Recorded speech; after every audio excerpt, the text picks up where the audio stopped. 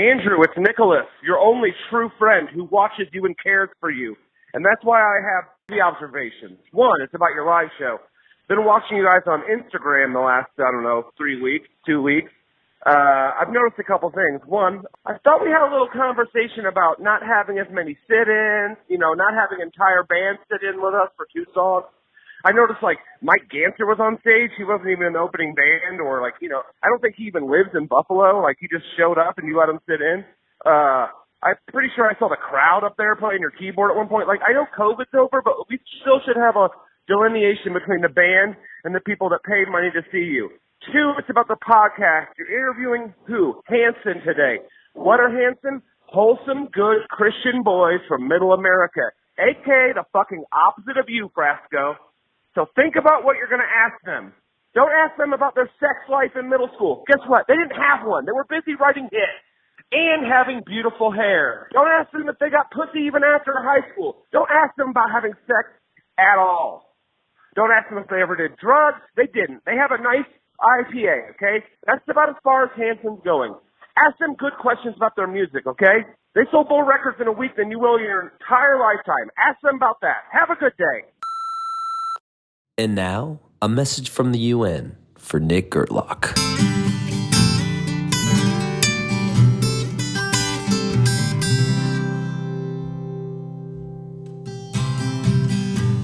You are a little bitch to me. You are a little bitch to me. Can't you see? Say hi to Brienne. Hi, Brienne. You've always been a little bitch, and you're always gonna be.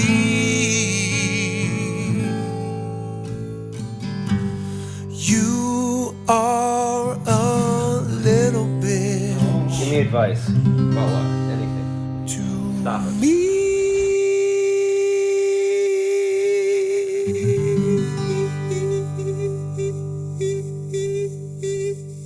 You little fucking bitch. Goodbye. Goodbye. You want to hear it? Can we all clap? Yeah, it's all clap. It's all clap. Wow. Solid. Solidarity. And we're back. Andy Frasco's World's Favorite Podcast. I'm Andy Frasco. We are on location in the tour. I got the band here. Let's fucking go. Deep in the tour. Boys. We're deep. We have a day off. We're in our Tuffy sweatpants. Hell yeah. How do you know it's a day off? Because you're in your Tuffies. Shout out Toughies. What's going on? Floyd, I got a question for you. Where do you go in the nighttime? What? Every time you're disappearing and I see you passed out on the Airbnb couches. What? Because there's no beds left. Because you took the bed. No. You guys took the beds. I had to sleep here. No, don't guilt trip us. We always give you. You're making it sound like I chose to sleep here. You could share the king bed with Frasco. You just don't want to. You know, I don't need to wake up with a leg over me. I think that's the plan. You know, anytime you're ready, you come over the king bed. No? Invitation. God. Does that have double meaning for you? Well, it's just the last thing he's thinking about when he walks into the Airbnb is a bed. He goes straight for the fridge and opens a beer. Let's be real.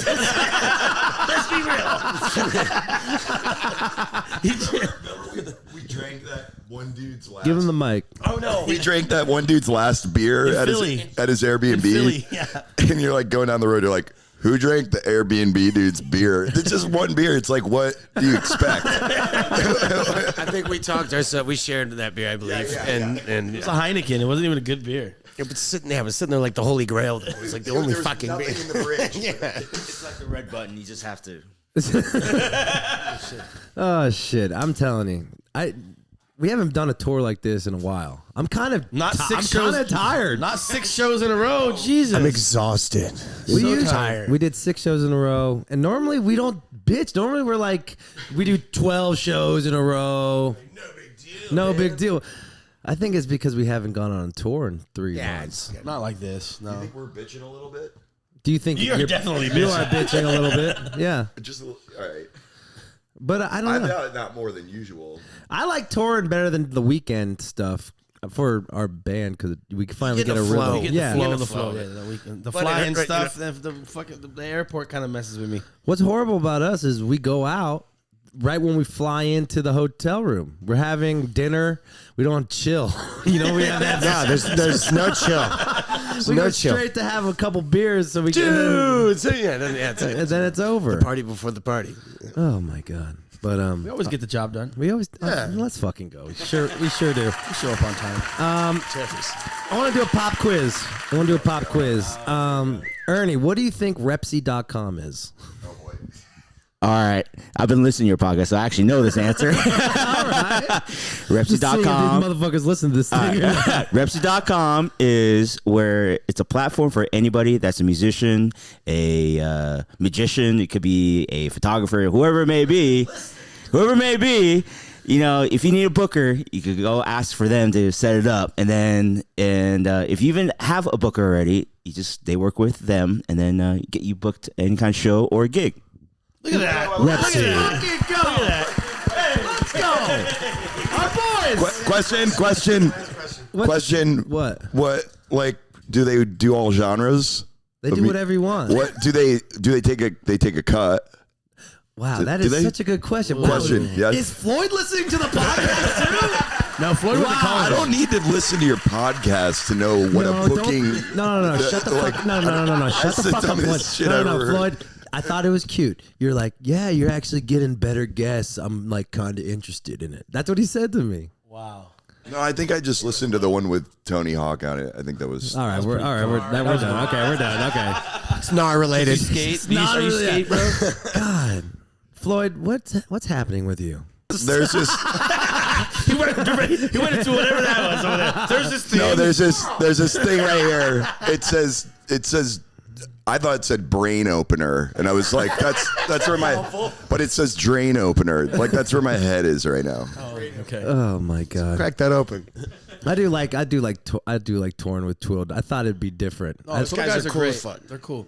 I didn't. I don't get why they get shitted on so bad. They rip, dude, and like They those, rip. But that's those what they guys say. are fucking They hilarious. also too, say if you're man. not getting shit on, you ain't doing shit right. That's right. Let's go. I'll clap to that. Hey, Let's go. Come on. Thank you. Haters gonna hate. Haters gonna They're hate. always gonna hate. They got something to do. It's been. Floyd has more questions. There's what'd you say? Who shits on him? Just like chat rooms shit on them, like they Chat shit on room? us. Trolls. You know what a troll is? Floyd barely knows how to work his phone. Chat okay? room. This guy is a fucking psychopath. He knows everything. Floyd, do you have any trolls? Have you ever had a troll? What's that mean? Like someone just keeps writing you Someone and who is like stalks you and someone who just like keeps ripping like in a on you. negative way. Yeah. Or can you have a kind of can you have a good anonymously troll? too. Like an anonymous troll. Yeah, like internet and stuff, dude. Anyone They're show like- up to your gigs in Nantucket? It's got to be hateful, right? Yeah. I think it's us. I think we're the trolls. Yeah, every fucking day when I step in, I wake up. God damn. Oh, you might be right. I think we are Floyd Kellogg's trolls. I have this thing every time. Man in the every mirror. show, when I'm done with a water, a beer, whatever I have in my hand, as soon as it's done, I throw it at Floyd. He's tuning his bass. Boom! Right in the back of the head. It's crazy. Do you hate us? Give us an honest opinion. Do you hate us? When you don't notice like stuff like that's happening anymore, like that's a problem.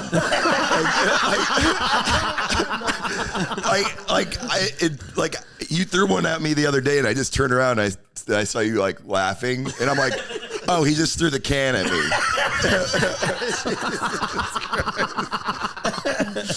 There's gotta be like a Floyd abuse hotline or something. It goes to your number. See how we're all wearing sweats and we're all comfortable. We're showered. Floyd's wearing the same clothes from the show last night. It's all turn around. Show them your back. Yeah, it's show all 'em. dirty. Give the crowd the fastest show. Wow, Floyd. That's some rock and roll. Unbelievable. Soaked up in rock and roll. Man, what band is that? It's a buddy of mine, Gabe Bernini. His dad is a great music producer. Oh, And cool. Like, I don't know. Oh, He just edgy run a solo. sound for Ben Harper. Oh, Yeah. wow, humble brag over But- here, but- dog. We'll Wow, pick this up for you. Drop his name. But check out Gabe's music. Gabe's awesome. It's dope. We'll check it out. We put out a new record. Yeah. Let's go. I'll Fuck clap to yeah, that. fuck yeah. We're good. Not like we're physically good. Everything is fine. Things are progressing. Things are progressing. Like everything is good. We're still moving forward. Are these songs harder to play live They're than dope. the other I ones? love playing them. I love playing the new shit. No. We just got to do practice. It's fit, on yeah, but practice. it's like it's been getting good. It's been getting deep. It's And awesome. yeah, it gets hard to practice when we're the opener on the sound check. We're trying to Barely learn have all any these time. songs during Well, fucking you sound got check. you brought in the new freaking death party machine. Oh yeah, We shout had out to figure to that that. out. We had to figure that out Yeah, first show. the Death Star or whatever. Death Star. It works great though. That's cool. But yeah, I kind of like opening. We're done in an hour. Oh, it's great. The only problem with this, we're just.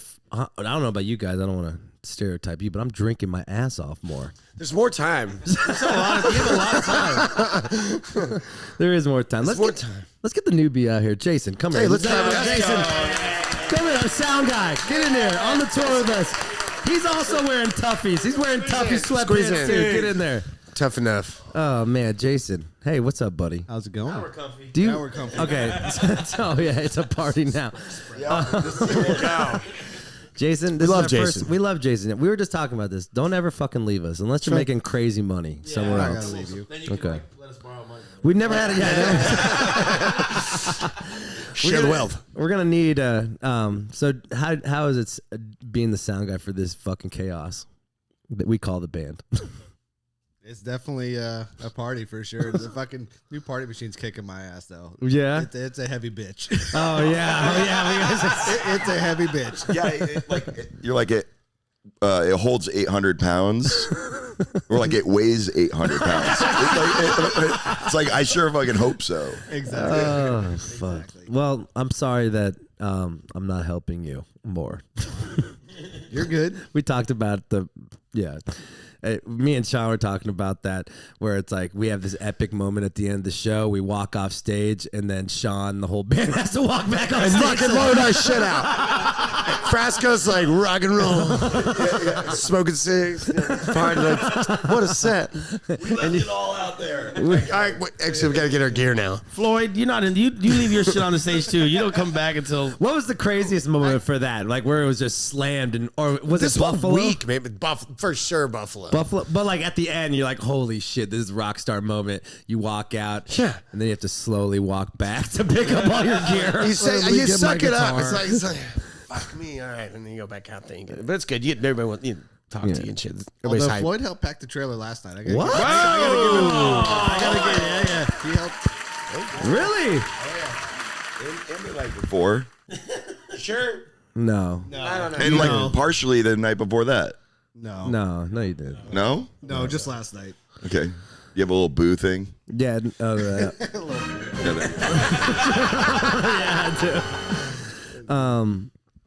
Yeah, that's probably the crazy one. I love playing an hour. It's kind of fun. Yeah, the hour's cool. Power hour. you know. A lot of But people. something cool about like last night we played for like 2 hours. It was awesome. That was Of course, cool. it's different for sure, but the hour that's like the festival set. Yeah. Get ready for the festival set. Punch him in the face. Fuck yeah. Nice last night too, because we finally just got to have a moment to just chill before we had to pack all of our shit up. Yeah. Yeah, no shit. It wasn't like the mad scramble at the end of the night. Yeah. Is it like herding cats when at the end of the night when we're all just dispersed? It And- depends on the city. Because if you find a spot that you know is a local spot, you're gone. Really? And it just depends. It depends on where we're at. For Oh sure. my. Yeah. Have you ever been worried that we're gonna leave you? No, No. no. I got Bo. That's true. Hey, Bo, give it up for Bo. Let's go, Bo. Bobolinska, tour manager, a podcast editor on the couch. Get on the couch. Hey, boys. Hey. All right, and I need to clear something up real quick. Because I've had a lot of people coming up to me like, I thought you were leaving. I thought you weren't going to be on the road with Frasco anymore. Yeah, they're like, he kept saying on the podcast that you're just going with the Velveteers now. and everyone's like, oh my God, Bo's back. And I'm like, yeah, I'm not going anywhere. Oh, man. I'm not fucking going. Okay. Yeah, Bo. Yeah, Bo. Yeah. God, Bo, has this tour been hard? This has been easier than the tour. Get in there, Bo. It's been easy. Yeah. Yeah? I think it's been easier, yeah. personally. The last tour we had we had the van fuck up, but it was... The Sick Tight Tour? The Sick Tight Tour. The Sick Tight Tour. This is like 2.5. Like, it's not quite as bad. We're still dealing with some van issues. Yeah. But it's not as bad. What is happening with our van? Why can't we only go 20 miles, 40 miles per hour up a hill? Fucking turbo.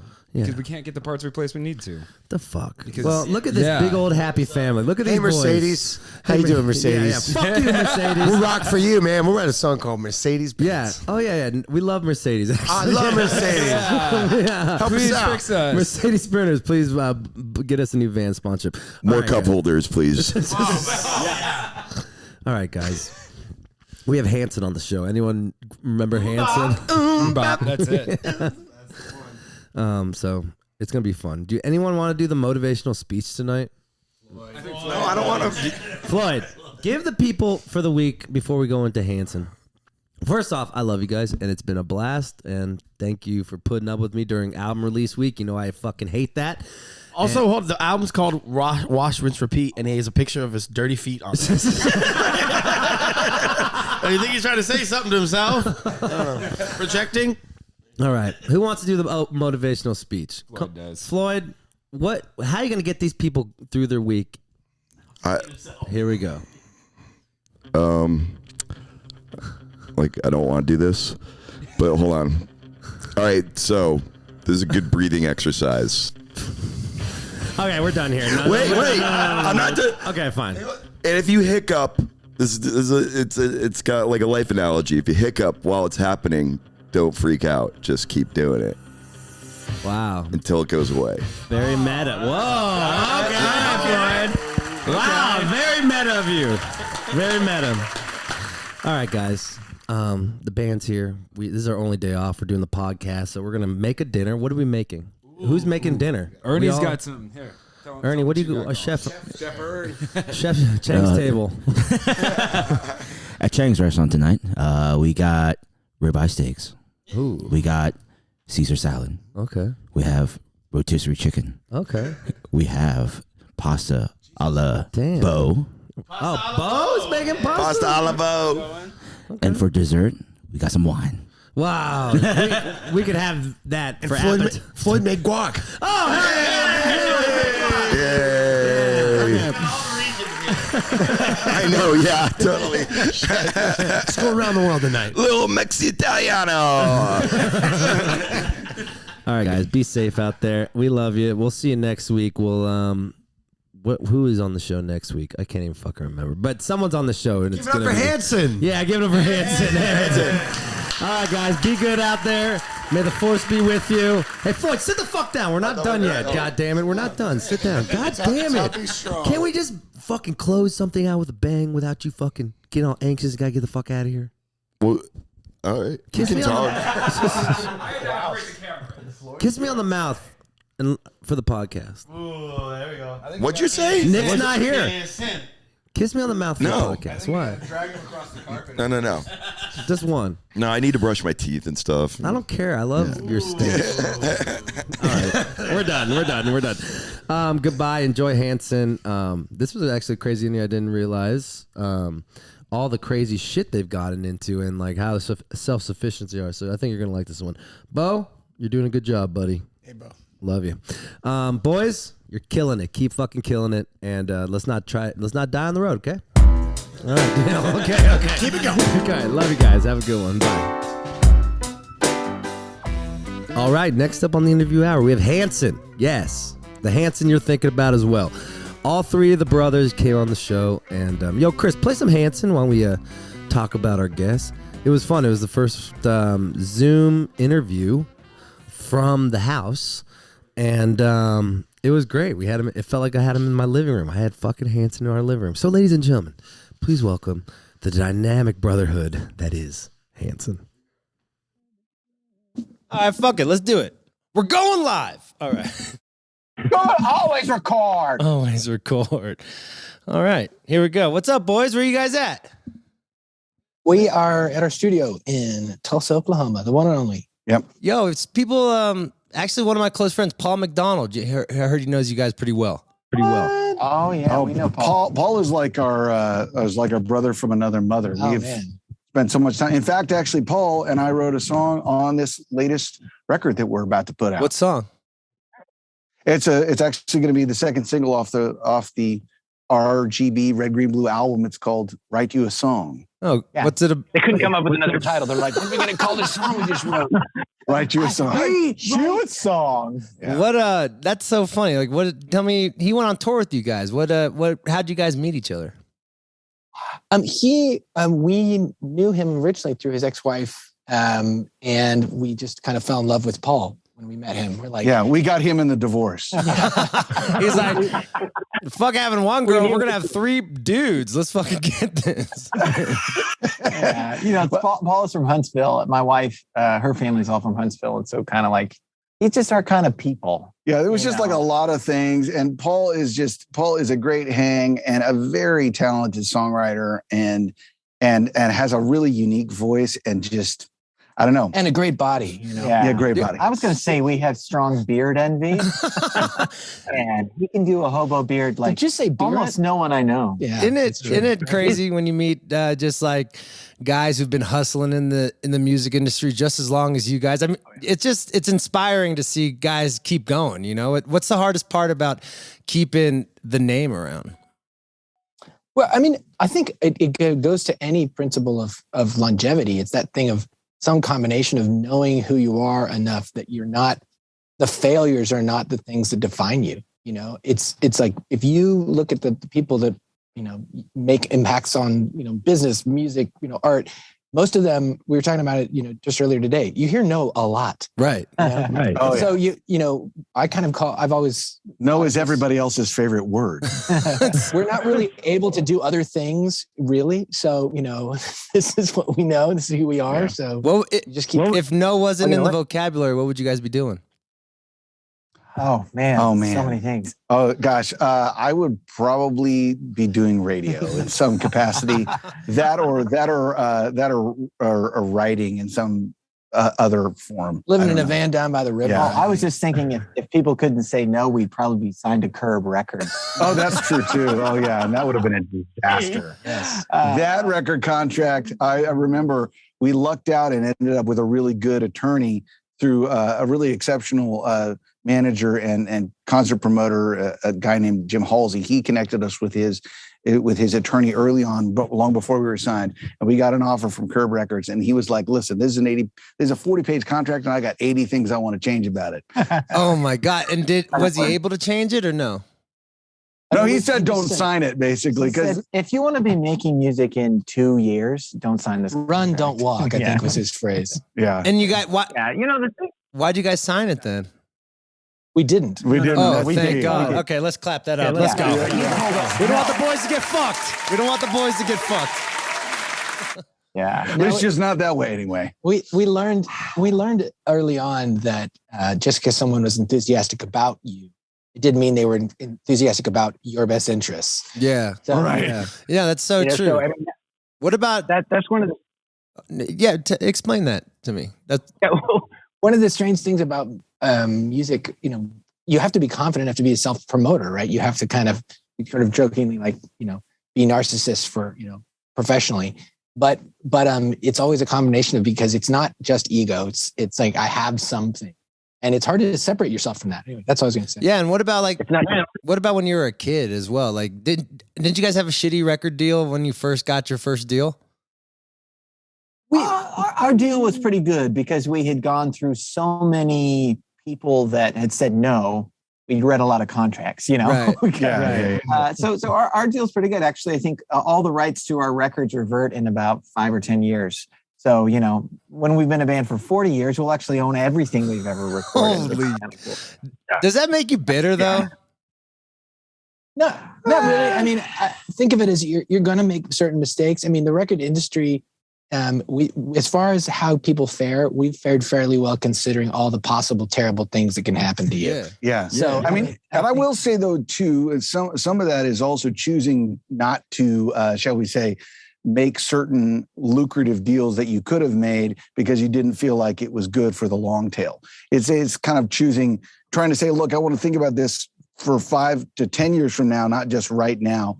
But of course, then again, we probably should have done the Dolls thing. It probably wouldn't. You know, I think that we've always been really a live band. We've always considered that to be very important, right? Yeah.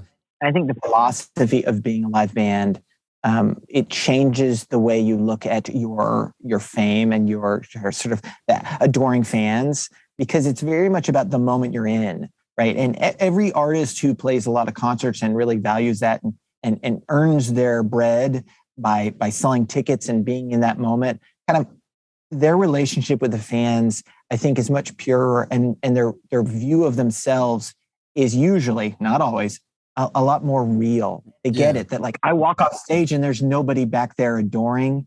And I understand that living in this moment and moving on to the next moment is valuable. And I think that keeps you from, in a lot of cases, getting the bad lead singer disease kind of head where you're like, man, I'm the greatest thing ever, because you know it comes and goes, and every night is a good show or a bad show. And the techs on the side of the stage trying to fix your in-ear monitors while you're going deaf because there's static or something, right? And you've got to kind of keep smiling and singing, and it's just blowing your head off. And you're like, this sucks. Yeah.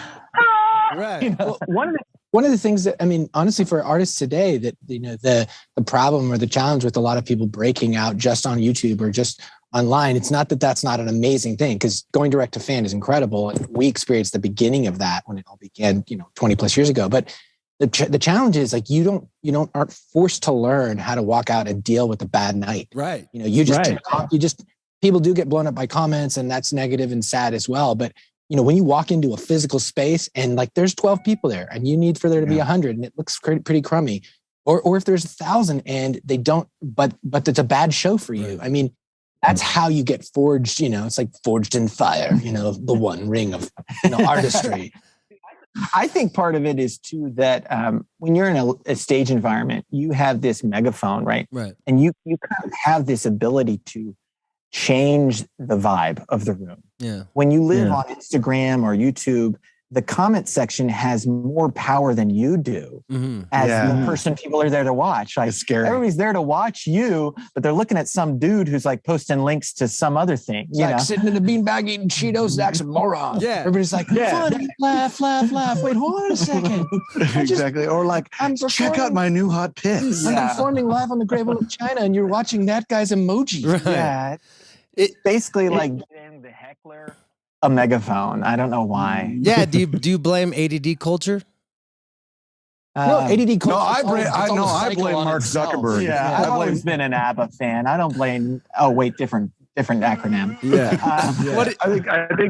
I saw a meme the other day that was like, since when did we all get the good idea that Mark Zuckerberg should be responsible for the mental health and well-being of our children? Right. Yeah. It was like nothing.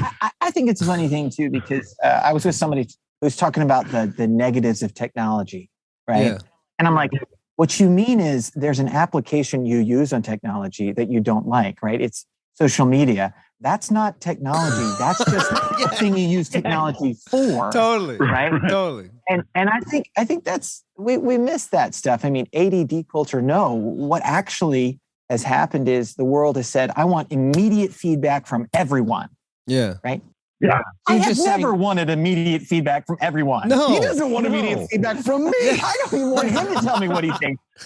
Why would I want immediate feedback from everyone in the audience? Like, when was the last time you finished the song? You were like, hey guys, how did I do? Give me a 1 to 5 scale, and everybody put their fingers up, and guess what they're going to do? Yeah. Yeah. Totally. Wait, we're number one? We're number one. Hey, guys, they think we're number one. It's sort of like blaming all food when they really need to blame all donuts. Right. Exactly. Like these things, food makes me feel horrible. No, you're just eating only Twinkies. Right. And it goes back to what you're saying, like with Zuckerberg controlling the mental health of our kids. I mean, you're totally that is totally spot on. Like that's the reason why we're in this predicament. So like, what the fuck are we trying to do here? So like going back to like the musician side too. So like, how do you guys not listen to all the bullshit and just be you guys? Well, you just sort of mute things. No, I mean, and he's talking about me. Actually, that You was can't- the really complicated. Nobody's impervious to negativity and to things that come at you. But I think that's not possible to turn it all off. But I do think knowing what you're trying to do and who you are. I mean, that's what it goes back to. Especially, I mean, if I feel much more, pity for people that are like the random dry cleaner in Oshkosh who suddenly has people like screaming at them because they didn't set up to have a public platform at the same level. I want to start a business, and now you have this dialogue. Whereas people that have been making music, I mean, we are sort of asking for it. I mean, we're putting our face out there.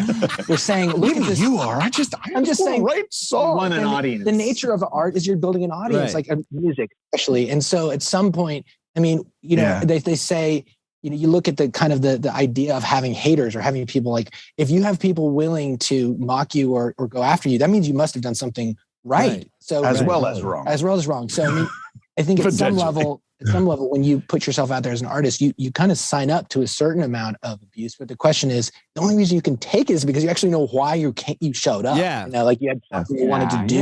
Yeah. I think too. Yeah, I hear that. A good creative process is kind of exhausting the way like a good workout is exhausting. And so you should be developing the muscles to deal with your own rejection, right? And that's just sort of like, oh, you didn't like it? Cool. Well, Zach rejects himself daily. He walks in, it's like, you're horrible. Hate your face. But to me, like, it's also about like we do so many different things. And I think as a musician, I would say I find more inspiration outside of listening to other people's music.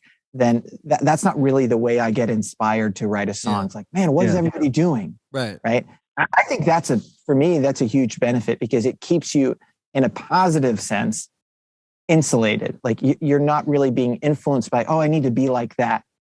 When you go watch a great movie and you hear a score in that environment, you go, man, that's cool. I need to step up. Or you read a great book, or you go play a video game. And you're like, that was amazing. I just want to create something. Right. I think that's an even better inspiration than hearing the latest successful album or cool project that another musician did, because I think your creativity can be more pure sometimes when it's not actually inspired by the music you heard. Totally. And it goes back to what you're saying about blocking the noise of what your fans are trying to say too. I mean, the thing is, the actual fan is incredible. And we've benefited from a great community. But you obviously can never please every person ever. Right. And, if you don't have a compass, you really have to have that sense of, look, I'm waking up and I'm creating because I'm inspired to create. This is who I am. Right. And we talk about this with the audience. It's like, hey, we have a song called I Was Born. And so I was born to do something no one's ever done before. It's not to say everybody's going to be Muhammad Ali, but you literally are the only you. You've got something you're going to contribute to the universe. Yeah. We still, all of us, we're not the same in our creative process and even, things that always inspire us, but we do all have a sense of this is what I want to make. And even if nobody's listening, I'm going to be creating. I'm going to want to create something. I think that's a huge benefit to overcoming just. How long did it take you? You talk about building that muscle of like building the calluses of that. How long did it take you in your career until you said, fuck it? Well, I mean, let me reflect on the day. It's a Thursday. Exactly. It was 8 p.m. on a Thursday in Milwaukee. Exactly. I think it was when we basically got kicked out by our church as under the age of less than double digits. And because we were singing too much rock and roll. We were growing up singing gospel songs, and then we're like, I guess we're not only going to write songs about that. We're going to write songs about. There's already church songs in church, so Yeah. we should write songs that are not in church. Just First rejected by, those. by the Isn't that church. ironic? Did it bum you out that you were rejected Long by the history church? of Are rejected by you the guys church. religious people? Were you bummed out that you were rejected by the church? Or said, "Fuck it, we're rock stars now"? Well, it was probably the fact that we said fuck it. They probably didn't like a 9-year-old saying Actually, I just figured it out. Now I know why they were so They pissed were off. right. Like I was in Sunday school and everybody was like, we were walking out, fingers in the air, listening to the Sex Pistols. Singing.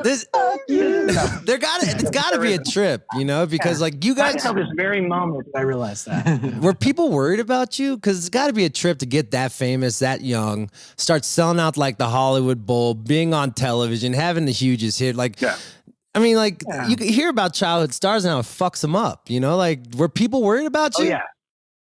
Oh, I mean, I worry about me every day, but that's a whole other thing. They were, I think there were definitely people that were probably, especially peripherally, like people that didn't know us that well or weren't, doing the day-to-day with us. So we're probably a little bit concerned about that element. But I mean, we had, not protective parents, but adequately protective parents, both parents that were willing to be brave enough to allow us to do what we were doing, but also recognize that there's kind of a point where like the pressure and the kind of insane, like life of that celebrity factor could be really challenging.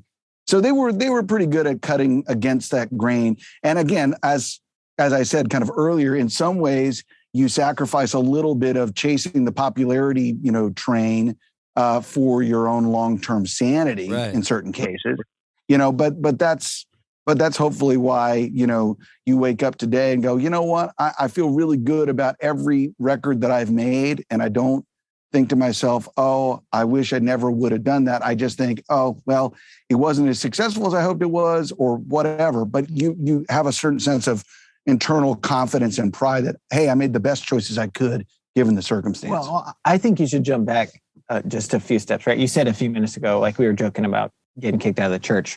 Yeah.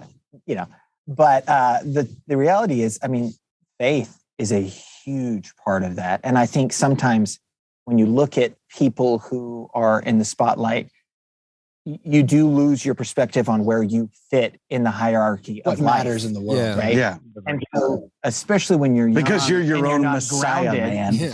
Yeah. You're saving the world. I wake up and pray to me. Let's fucking go. Yeah. The cult of Hanson. I think, yeah. I mean, like, dude, faith is the reason we're not complete weirdos. Not because, I mean, and that comes from your parents, that comes from your upbringing. So in that sense, but like, Spiritual grounding. Let's get real. There's no special sauce except for understanding that you're accountable to all your actions and that you are a very small little tadpole in the stream of life. So how did you guys stay so humble when getting so big so young? Paul told me you guys are legit. I looked you guys up. You guys are like the first real indie band to like make their own merch, basically run the business as a family. Like you guys are doing an operation that I fucking respect. 'Cause I'm in a band. I've been in band for almost 15 years, doing 250 shows a year as well. And it's like you talk about the grind and like, especially when you don't have the idea of like, I don't need a fucking record label anymore. Let's do this ourselves. There's got to be someone who taught you drive. And who was that? Well, Taylor was naturally born with a level of drive that is unusual. Really? I will give Taylor that. If he was mantra. an engine, it would say high torque. Drive shaft. That's what they call me when I'm not looking. All the ladies. It's the drive shaft here again. He has 7 children to prove it. It's very complicated. We try not to think about it. You have 7 children? I have 7. Holy fuck, man. You are fucking my dude. Let's go, dude. It took me a minute to figure that part out. But Did you? No, I will say this, that it was, like I said, obviously grounding and sense of your perspective and that there's something bigger than you is huge. Yeah. And I think anybody that's created things, regardless of what people say about their belief system, I think you recognize there's something powerful happening when you tap into art. I mean, you're a musician, you're creative. it is incredible. If you paint something, if you write something, if you make music, it's like, whoa, I get to step into the stream and then call it mine. The independent thing too, I was just going to speak to that specifically. Nobody knows exactly what, makes honestly the mistakes happen or the positive stuff happen entirely. Nobody can fully take credit for how things come together. But we did start off beating the pavement before we got signed, even though we were super young. We did the band stuff. We just couldn't go to bars. So, I mean, we literally licked stamps and had a mailing list of 3,000, for local gigs before we were signed, when I was 12 or something. Hold on. And we did the thing. You guys were sending demos at 12 years old to labels? We weren't just sending demos. We were sending cards out with lists of gigs to fans that had signed up to a mailing list that we were playing in, Oklahoma, Kansas, and Texas. And okay. Back up. This is holy shit. You guys are. Let's fucking go, Hanson. That's what I'm talking about. That fucking hustle, dude. A lot of people forgot the hustle. What was like the first song you guys actually wrote where you felt like, damn, we're actually becoming songwriters? Is Rain? Is that probably the one that was kind of the most? Yeah, there's a song called Rain. We call it Rain, but Rain Falling Down. And you would have been 11? 11, 10, something like that. I think so. There's sort of like the first song you write and the first song you're talking about that moment. Yes. Right. Yeah. And I actually think, to me, something happened. Someone saw us play shows, and he was a special ed teacher, and he would teach the advanced classes. And he said, you should come do a school assembly, because I think kids your age seeing you play would be amazing for these kids, right? Because basically we would just play anywhere, but we could, because as kids, you can't just go out to play. So we were homeschooled. That's super popular in Oklahoma. And so we didn't really have school experiences. We didn't have those kind of things. And we showed up on stage and played for a group of probably 4th to 7th graders, right? And it was like pandemonium. Yeah. Screaming at a pitch you didn't know people could hear, right? Because these are genuine, very small humans. Yeah. And you're like, oh my God. You're the same age, right? Or how old were you guys? Yeah, we were the same age. Holy fuck. I think at the oldest that we were doing that when I was maybe as old as 13 or 14. But Zach would have been, he would have been 9 or 10, 11, 12. I mean, so Zach was prime audience. Yeah. Taylor was prime audience. I was a little bit old for the crowd in some ways, but I think that moment, energy. That first time we did that, was like, whoa, this is different. Yeah, this is different, because when you play an arts festival, or you go play on the patio at a restaurant, or you go play a block party, you're kind of a second-rate attraction. You're an add-on. Right? People are there to eat. Yeah, you're an add-on. People are there to look at art. Like when we did these, the kids came to watch us play like a paying audience, and they freaked out because they were used to seeing, like, here comes the fireman, or here comes, the science teacher or a magician. They're like, oh, people my age playing music. I've never heard anything like this. And that was, I think, the first moment where it was like, okay, this is different. Needless to say, we started playing schools. Yeah, and to this day, actually, the other night, I was at the Gary Clark Jr. show at Gaines Ballroom. Right. Shout out to Gary Gaines. Great show, amazing show. And a guy walked up to me and he goes, hey, you played at so-and-so elementary school when I was, so-and-so age. And I remember that to this day. Blah, blah. So there's especially locally in Tulsa, you'll get that occasionally, because there are folks, that grew up here and they'll walk up to you and be like, hey man, I saw you guys like years before anybody had heard of you at my elementary school. Well, and I think, you use the word hustle. I mean, that, the thing about all this stuff is it's, when you talk about it abstractly, it seems even more sort of like, oh my God. But when it really comes down to it, all of us are given something, and we either choose to run with it or we choose to run away from it. Yeah. I go, honey, what is it that's different about bad art and bad music? And she goes, well, you can close your eyes when you're looking at bad art. Yeah. You can't get away from bad music. True. You can. I guess you can do this, man. What about what about distractions? Do you ever have a distraction in your life that didn't keep you focused on the main thing, music? Like maybe drugs, alcohol, women. Was there any distractions in your life that got you not on the path you wanted to be in? I'm sure everyone has had had something along the way. No one's had, thankfully, a major drug problem. But it's although I always will say I think I drank a available. little bit too much whiskey thanks to the pandemic. Everyone's an alcoholic now. That's all good. Lord. It started off slow. Now, but anyway. I don't know. I mean, I think honestly, I think music is sometimes a distraction. If I'm honest, I think what you were talking about earlier about sort of your big head and kind of those things. How do you stay grounded?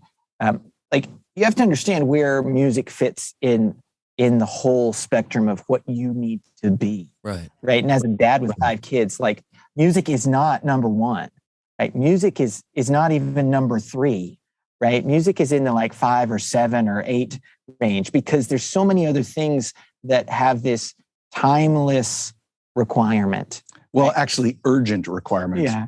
But music is powerful. And it's also like looking in a mirror. I think it's a reflection that you have to have. Everybody has different versions of it. In our case, we're musicians. And so we use this to show the people around us, the number 1s and the number 2s and the number 5s, right? You go, this is something that I can share with you, that I can give as a lasting reflection of how I want you to live your life or see someone living their life. And so like what we say, how hard we work, how we represent ourselves, like those things matter because of all the other things. Right. That's beautiful, man. It's like, and you're holding yourself credible to the life you want to live. So the person you want to be. So it's a full circle thing, right? Yeah, absolutely. Yeah. I mean, the perspective on what it is you want to leave behind is definitely bigger than, kill everybody in the path that gets in the way of my ambition. Yeah. But I will say this though, that the fight for this, the fight to be an artist and make music is so, if you get to do it for a year at a high level, let alone, a lifetime, like we've been able to do pretty much, like you're in such a small group that gets that opportunity that you also, if the minute you step back and go, yeah, I got this is easy. I don't really have to give it. It does, you see it dissipate because somebody's like ready to, to sell the right arm to get the chance. Right.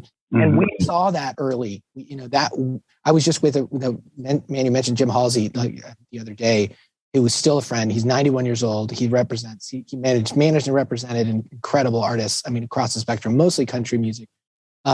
But he was telling the story of how he had done a conference that was in Tulsa and he had spoken, and our dad at the time was just trying to figure out how to even help us. We're very, very, very young. It's like 2 years in. Like I would have probably been 10 years. Well, I mean, that was right around the time we got that horrible offer. Yeah. Horrible record. He had showed up. He was staying at a hotel, and he got a call in his room at 7 a.m. And it was our dad on the other line, and he said, "Hey, you said at your conference yesterday that if we had something special, we should, really kind of, do our best to, get out there and get seen." And Jim said, "That's great. Let's set up a meeting." And he said, "No, we're in the lobby." We were up in the lobby that morning, standing downstairs. Let's fucking go, Hanson. Let's go hustling. So, I mean, that obviously that's a level, of crazy, but at the same time, it's really just that urgency, that sense of like, hey, this is, I'm ready to give them all. Our dad was doing the due diligence, but our mom was the one that woke him up and said, "Hey, the boys should be there at 7 a.m. So, so credit to where credit is due. I was only there for the taco boy. You talk about dedication, how hard it is you have to give yourself 120% in this industry to even fucking have a chance. How hard is it to be a father of fucking 7 and 5 and 4 when you're always gone? It's very hard. It's very hard. Actually, I'm realizing that. So my youngest is almost 8-year-old daughter, and I was realizing, and Zach, we talked about this. Actually, you guys even more than me.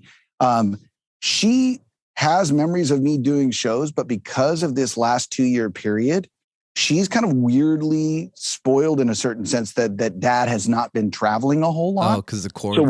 So when we were working on this latest record for the last, for a few months, she was like, "Dad, where are you? What are you doing? You shouldn't be at the office all the time. You shouldn't be gone. What is wrong?" Like it was really interesting. So yeah, I mean, it is challenging. It is hard. Luckily, all of us, met our wives in some capacity or another, while on the road. So they have no excuse other than realizing they signed up for this gig, and we're sorry. Yeah, it's not surprising. You know, you have to nurture that. You have to do your best to kind of to bring the kids along when you can, to make sure that your wife doesn't feel like you're completely abandoning her. But there's some of that. I mean, there is some of it. It's got to be fucking hard, man. I'm telling you. I mean, I just think of like your family reunions and there's like fucking 18 kids, like Lord of the Flies style, just running around. Like, do you ever like forget your kids? Like we actually have a conch in the back that we use. Yeah. You ever like Home Alone? Taylor used to have 8 kids. The other one was named Piggy. Do you ever like Home Alone and forget a kid at the mall or some shit, or just like forget their name or something? I'd be forgetting all my kids' names. Like, Billy and fucking Johnny. Is that hard? Just do what George Foreman did. Just name them all George. You always get it right. Oh man. Yeah, dude. It's wild, man. But I think it's just understanding that everything is a give and take, right? It's like as a musician, when you collaborate with people, you understand that to bring someone else into the room means that it's not 100% you anymore, right? And so when you bring somebody else into the world, it's also not 100% you anymore. And the more people you bring into the world that are like, man, I love being around this person, which is how I feel about kids and great collaborators. Like we love Paul. Like it's so fun when Paul comes around and adds Paul to the music you're making, right? Yeah. You just got to remember that. Like you no longer get what you want. You get what you have decided to be a part of. And you're the leader of a pack, not the leader of your birthday party anymore. You know, like you got to nurture every single person. And that means giving up things you want and time you want. And honestly, the money and the life for those other people, it's just a huge sacrifice. But like everything, it's always better to give. Yeah. It's always more rewarding to give. And so if you get to give to a lot of kids, man, you feel really full. Yeah. And they feel really, really like, you didn't have enough time for them. Yeah. Yeah, you'll never win, Hanson. Your fans will love you, your kids will fucking hate you at 16. It's gonna be great. Never even loved me. Everybody loses. That's the message of this project. You brought up a good point about, dedicating yourself to a team figure. How hard is it? You guys been a fucking band, Brotherhood, for so long, and now like as you grow older, you guys have your different opinions on things and your different approach on life. How hard is it to still be individual with how you believe, what the things you believe, with also running a business and like nurturing to the fans and nurturing to that kind of thing? Like, can you explain how to like keep that juggle? The short answer is some counseling. Do we need to talk? Yeah, I mean, you sound like you're speaking from reality. No, I'm in a band too, and so I'm an open book, and like there's some things I can't say, but as like musicians and artists, that's why we're in art, is to express the feelings we feel. So how hard is it as we grow older and you still have your group of fans, and maybe you guys have different opinions about things now? Like how hard is it to like meet in the middle with that? I think it'll make people listen to everything we've ever put out in a slightly different way as you sort of deconstruct the band in a way. And I think, in an environment that I think people are really into the polarization more than ever in history, how do we get a reaction? Like calling you blue and you black and you red and you purple, and sort of dividing people. I think this is a way to say, look what we did. We divided not to make a point of how different we are, but to accentuate how much we appreciate each other, right? And as a band, we're doing things that are more different than ever together, right? It's not really about that it has to be one way. It's that it can be all these different ways and still serve everybody. I think about, I've been married for about 15 years. And when I first got married, I think all of our fights were about all the things we were supposed to want to do together, right? You're trying to do every single thing together, and it creates conflict because inevitably one person likes this thing over here, like walks in the park, and this person wants to play video games, and this person wants to, go to Thai restaurants, and this person wants just hamburgers, right? I think as you mature in your relationship, you realize that what you want to do is not do everything, but accentuate all the things you do well together. Right? And the things you don't like doing together, you should not do them together. Right? Yeah. Right.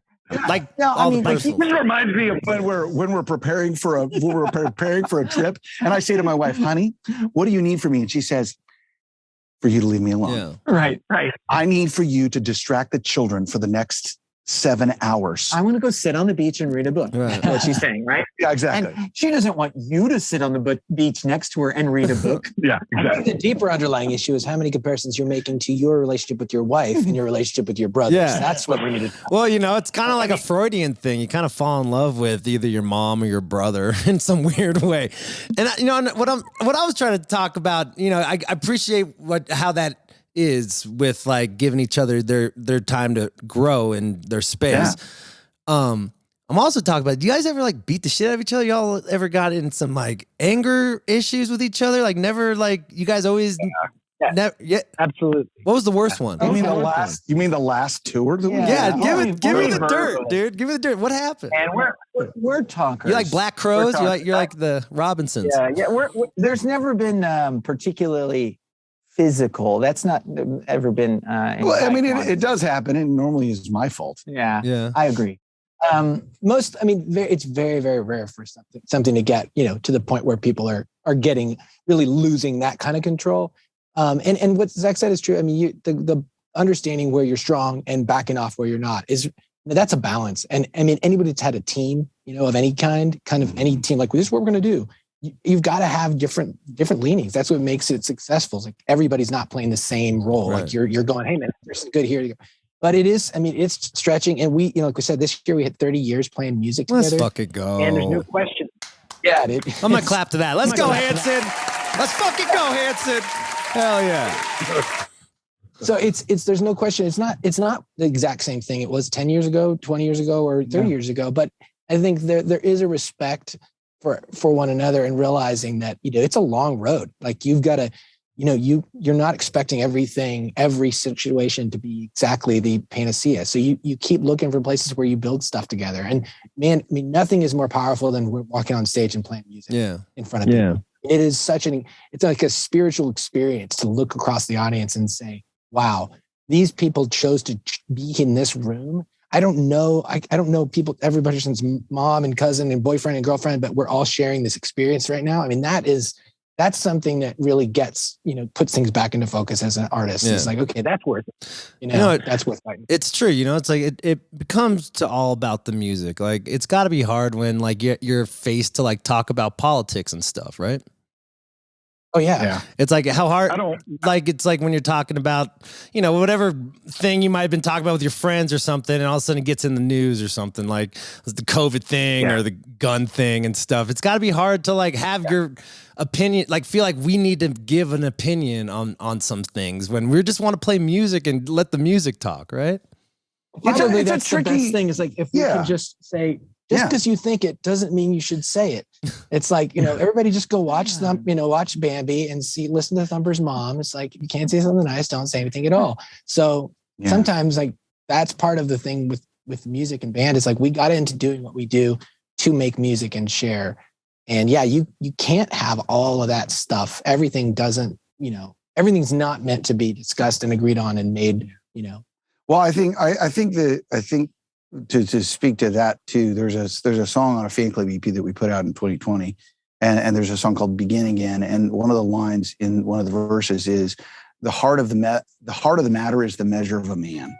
And for me, I think more than anything, look, we've all got opinions. They're kind of like assholes, and they all stink. Same. Everyone has a podcast.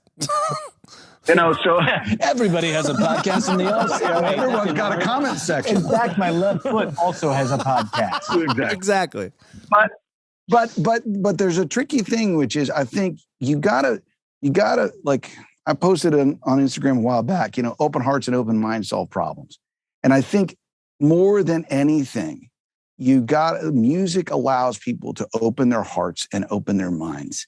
And I think if you can implore people to do that more often in their life, then some of the details and the chaos of real challenges and real opinions and real hard things to deal with can hopefully be dealt with in a more kind of even keeled way. And it's a tricky world out there, and especially when the comment section exists on everybody's. Yeah, it's gotta be fucking hard. Everybody's Instagram. It's hard because you're just getting feedback all the time from you're like, who the heck's that guy? Right. You don't even know. It's like some dude from Finland, and you're like, I don't know. You ever said something you wish you didn't say online? Oh gosh, I'm sure. What was the worst one that gave you every other week? What's the worst one, boys, that he said that was like, God damn it? Yeah, I think there have been plenty. It's one of those things where if someone asks you that, the goal is don't say it again. Because then, by the way, we're on the internet right now. Oh, respect. I'll clap to that. You guys have been trained well. I would tell you the worst thing I said. These publicists have trained you well, Hanson.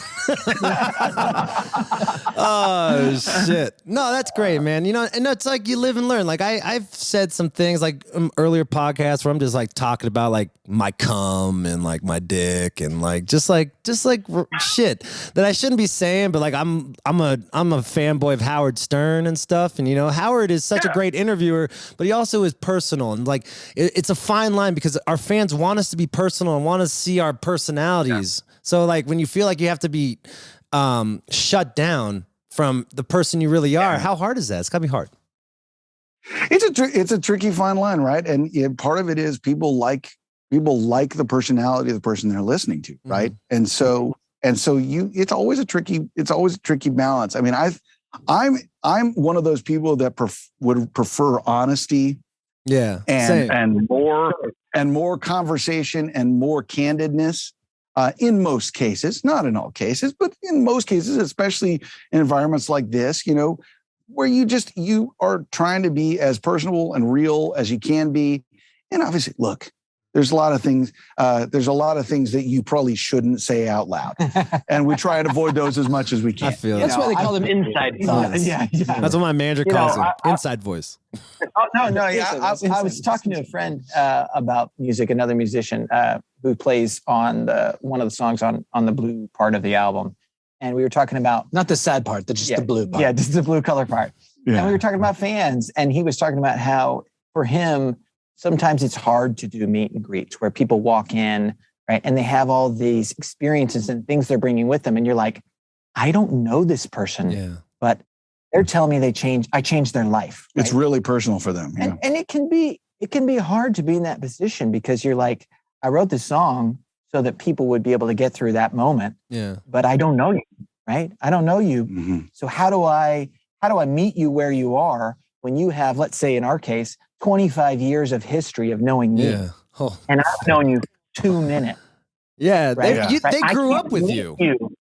I can't meet you there. Now, that doesn't mean I don't love that you felt that feeling and I don't value it, right? And I don't want it for you. It's just, it's a lot of pressure. And I think it's interesting. And that kind of thing, I think, happens in so many ways when you sort of get to hold the seat of the public figure. Where everything you say is not like the conversation you would have with your friend at the bar, right? You can't be all things. You can't be all things to all people, and you can't have everybody. But if you say something stupid, or you say something funny, or you go over a line, sometimes stupid and funny are the same thing. Well, if you were doing it with your friend at the bar, you just kind of go like, "Oh, that's Ben," right, and then you move on. Right. Yeah. But when you do it in this and also 6 people hear you. Yeah. That's one of the reasons you can say, "Oh, that's Ben." If you were on a billboard and everyone in every bar downtown, they'd be like a mob outside. They were like, "You're Ben? You're Zach? Oh, did you hear what he just said?" Well, it's also because that's part of the problem. When you act that like is part you're of the friends problem. with everyone, but you're not friends with everyone. Well, so one of the things, we were talking, I mentioned this about it's unfair. Like we put ourselves out there, so we kind of get what we ask for versus like the dry cleaner, Right. Just like guys with their corner business. There's something that's happened that's going to have to get sort of reset in our generation, the next generation that like our kids are growing up challenge to check it at sometime at the door, because humans are not meant to be able to manage every possible crisis happening at any point in the world at any time. True. Like, all at the same time. Yeah, people wake up every day and it's enough to like get your kids to school, take care of your family, like work at the job, maybe have a creative idea, grab a beer with people you know. let alone someone halfway around the world said a horrible thing. And now that person looks like you, or that person sounds like you, or that person's from the country you're from, let alone the city or the town. It's too much. It's too much. It's way too much. And it's not even, it has nothing to do with your point of view. It has to do with all humans born into existence. Well, there's a psychological reality. Too much pressure to put on the idea of being able to get through the day as a person. And I think you asked earlier, how have we not gone crazy? Unbelievable amounts of grace that was bestowed upon us, because we know as artists, let alone just people that are now, I'm almost 40 years into life. There's so many chances, so many times where you should have been either on the street, broke, not had success doing things, really offended, dead in the gutter that time I took your keys, all the stuff that should have happened. Is likely. It's motorcycle accidents. Yeah. I mean, Zach, drove into a wall and a brick. I was just behind him on the motorcycle. Yeah. You saw him eat shit? Oh yeah. It was right in 100 feet in front of me. It wasn't shit. It was brick. Oh my God. He's a brick house. That's Zach's Did you thought he was dead? I was worried he wasn't going to walk. Frankly, I was right behind him, and I watched him fly across an intersection into a wall. But the thing is, so Zach should not be here. It's so sad, actually, because I know it really wounded your pride. I didn't mean to open up that. I meant to it's say okay. I love that motorcycle. She'll always live in my heart. Yeah. And one day I'll just get another. Chris Caraba? Yeah, we know Chris. Chris had a bad accident too, a motorcycle accident too. Really bad. We thought he was going down too. And it was big. It was super hard for him. I know. But we all still have motorcycles, which brings you back to why we shouldn't be here. Full circle. I don't have a motorcycle. That's a fucking story. That's a fucking We have motorcycles. That's a full answer, We big get dog. right back on the horse and keep making the same bad choices. But that's because living is about taking chances, man. You're right. Why do you? And it's not, just different people choose different things, and having that choice to make mistakes is part of what makes the story interesting. And I hate to say it, but I sound like the older brother because I am that guy. He's not a motorcycle. I don't have a motorcycle. Yeah, let me just. You're like, I fucking told you so.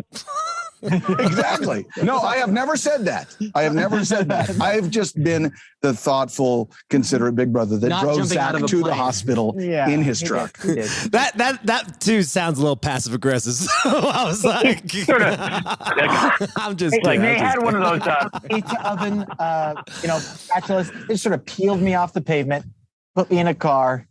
Ike didn't have to say "I told you so." He just went. Well, thank God you have a big brother who has you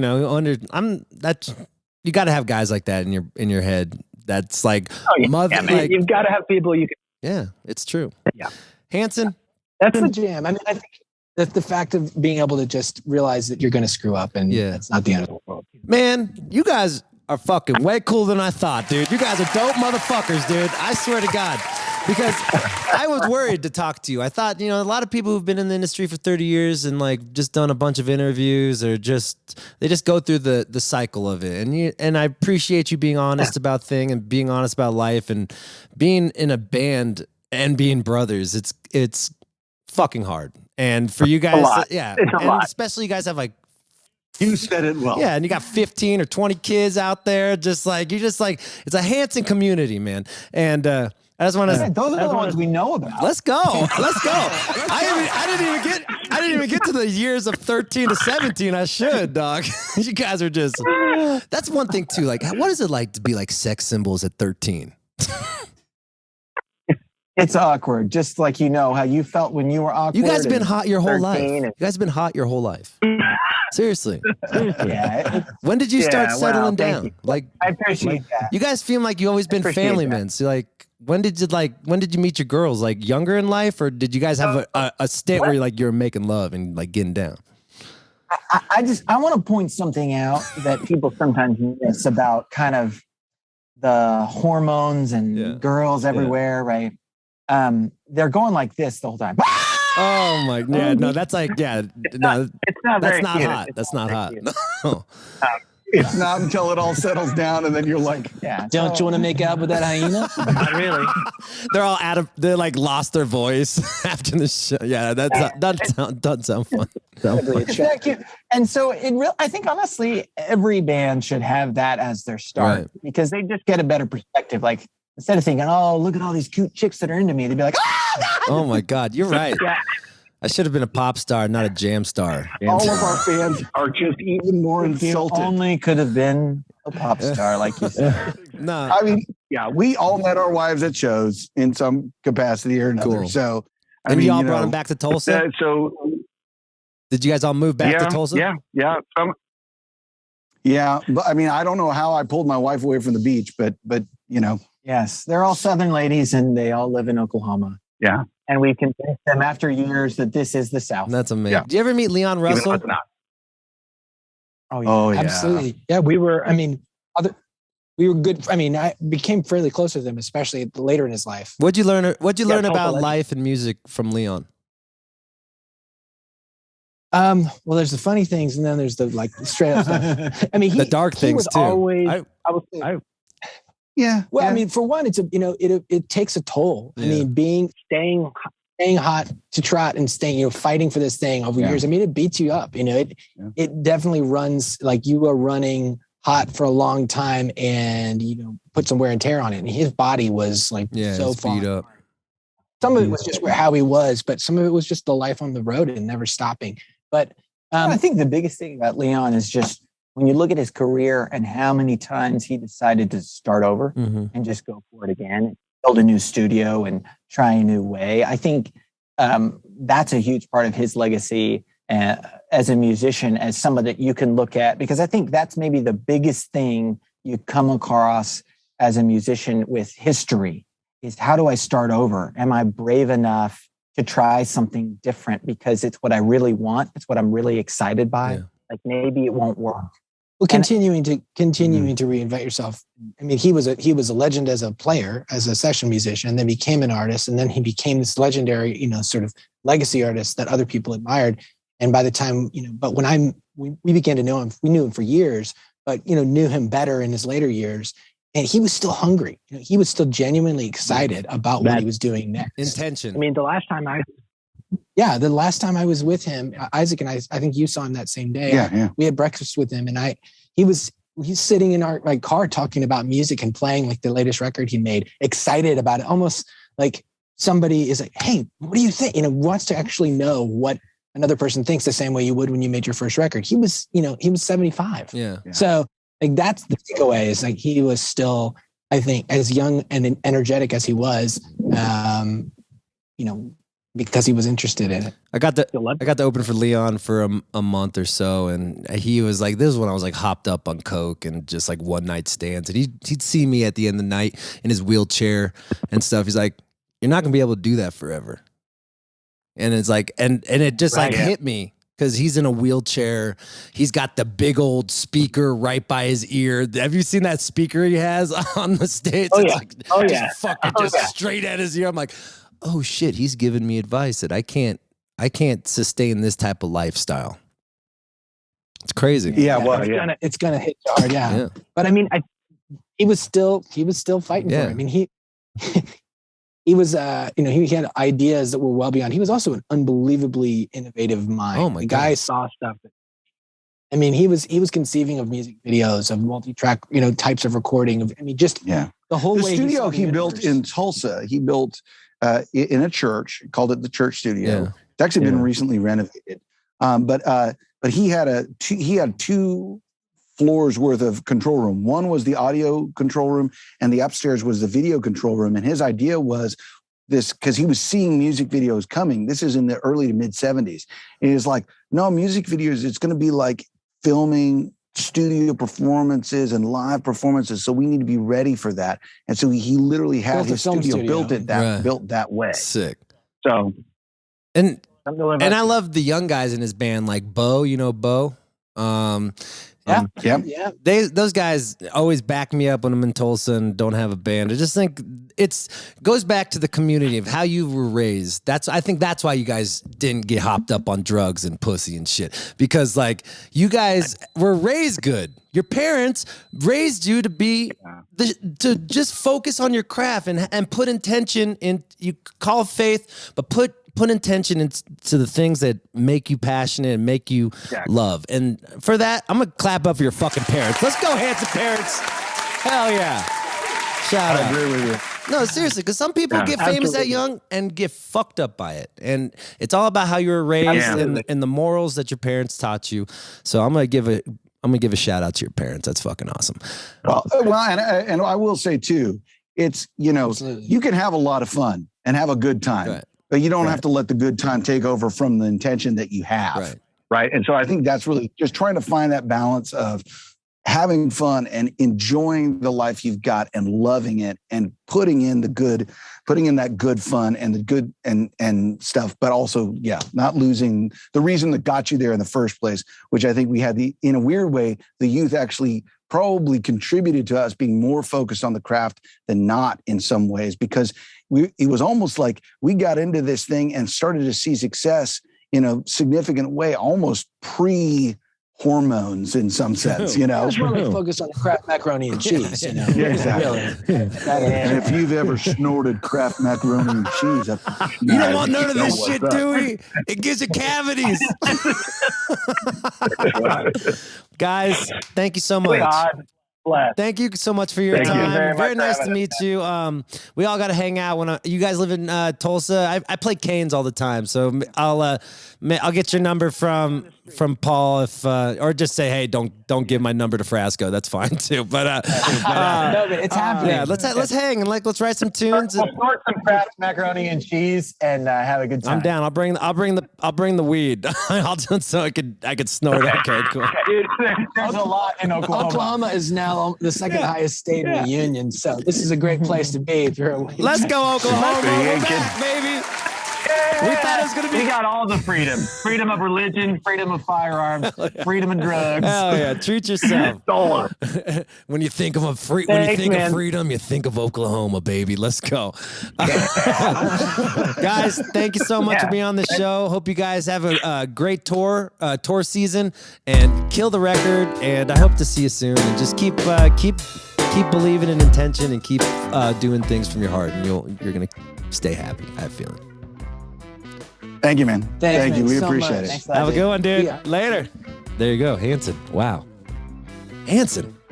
Oh, I did okay. I think I did. Okay.